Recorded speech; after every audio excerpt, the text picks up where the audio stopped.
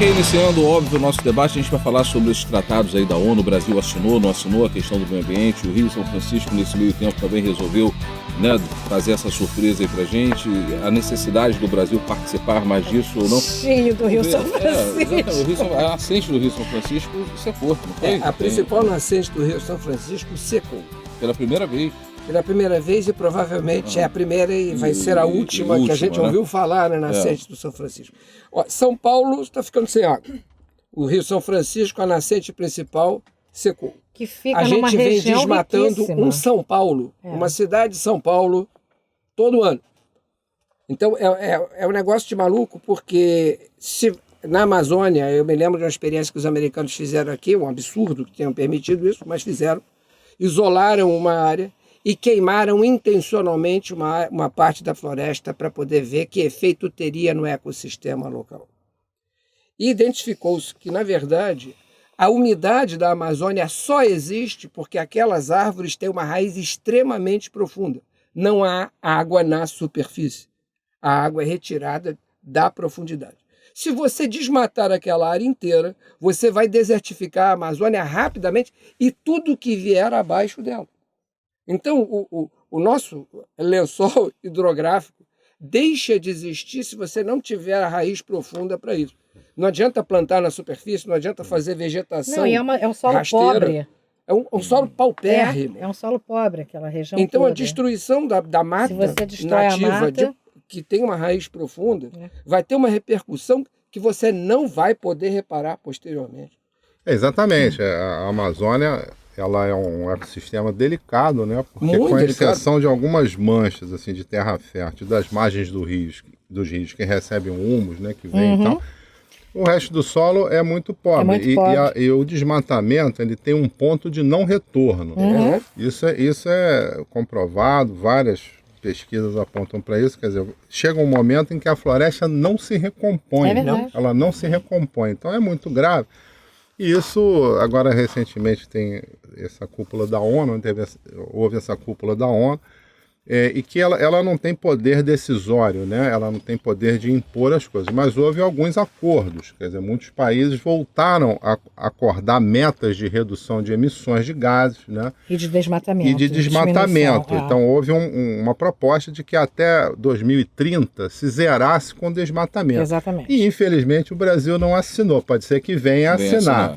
Mas não assinou, o que é muito grave, e no caso brasileiro, você citou bem, né, a questão que a fonte do São Francisco, né, a nascente de São Francisco secou, tem o sistema Cantareira em São Paulo, que mostra que o que vem se falando sobre o meio ambiente não é uma preocupação menor, isso é fundamental. Não é fútil, né? E aí a gente tem que ver o tipo de desenvolvimento que leva a isso, quer dizer, como é que se dá a ocupação da Amazônia, como é que é a extração da madeira, como é que é a criação de gado extensiva na Amazônia, o que se faz para aumentar as grandes fazendas e reduzindo as matas ciliares. Infelizmente, o Código Florestal que foi aprovado é péssimo nesse sentido, permite o uso das encostas para a agricultura e tal.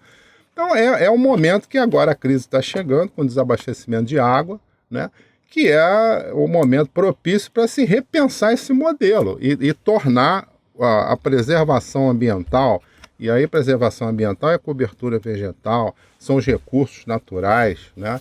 É a poluição do ar e das águas como um ponto fundamental para o desenvolvimento. Okay, Maurício, o Brasil não ter assinado, isso preocupa de alguma forma? Não, o Brasil não assinou porque o Brasil não foi chamado a participar, né? O Brasil não teve participação nenhuma na elaboração desse documento. Eu acho que a presidente Dilma, muito acertadamente, não quis assinar. Agora é preciso que a gente coloque algumas coisas nos seus devidos lugares. O fato da nascente do Rio São Francisco ter secado não significa que o Rio São Francisco vai secar.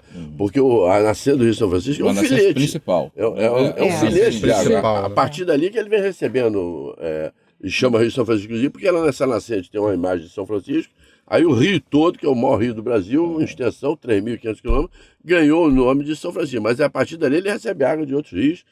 E a segunda coisa é a seguinte, nenhum país... todo país quer que o vizinho cuide do meio ambiente. Ele mesmo não quer cuidar. Vai falar com o Barack Obama, se ele topa afetar uma fábrica lá nos Estados Unidos para melhorar o meio ambiente, mas não topa mesmo. Não precisa falar. A China... Mas aí o contraponto, o Obama, não o Obama, né, mas foi votar nos Estados Unidos um projeto que obriga as termoelétricas movidas a carvão a usarem tecnologia mais moderna. E com isso já houve uma redução significativa das emissões dos Estados Unidos, que não assinaram o protocolo de Kyoto. Né? Então, os Estados Unidos não entram... Outra coisa, a China hoje é o maior poluidor do mundo. Você tem cidade na China onde as pessoas estão trabalhando de máscara, porque eu ano passado fiz um voo ia fazer um voo de Campo Grande para Corumbá. E eu cheguei no aeroporto, o voo era 10 horas da noite, simplesmente já 7 horas da noite já avisaram, não tem voo por causa de queimada. Claro. As queimadas impediam o avião de voar. Então eu tive que ir de van. Era um voo de 50 minutos, eu tive que ir de van. Eu levei 7 horas para fazer essa viagem, porque o avião não conseguiu voar. E outra coisa, o homem continua sendo o único animal, além do peixe e do siri, que joga as fezes na água. Todo animal enterra as fezes, para ela até entrar no meio ambiente, né?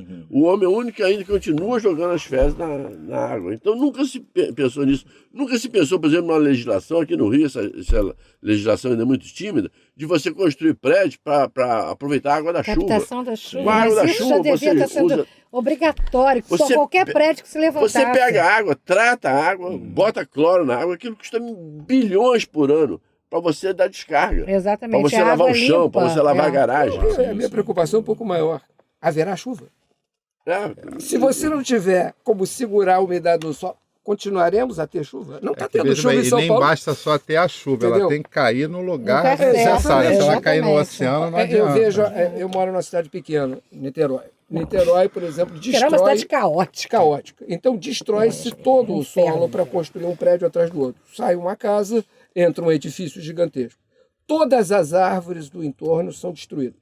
Não há nenhum tipo de preservação para isso. A cidade está virando um pequeno forno, é uma grelha, vem cozinhando todo o bairro de Santa Rosa, por exemplo, que é um bairro entre morros.